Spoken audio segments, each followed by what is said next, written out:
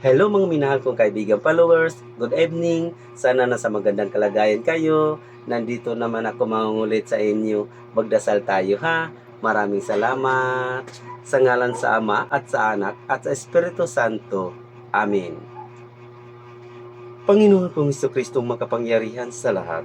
Nandito kami ngayon humihingi ng kapatawaran. Kasama ko ngayon ang aking mga kaibigan at yung nakakita sa video na to, lalong-lalo na sa aming mga pamilya, sa bawat isa. Panginoon, huwag mo po kami pababayaan sa oras at sa mga minuto. Lagi mo po kami gabayan.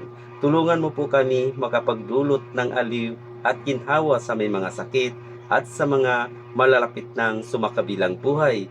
Makapagbigay ng pag-asa sa mga duga at walang hanap buhay. Magpahilom ng sugat ng mga pusong wasak.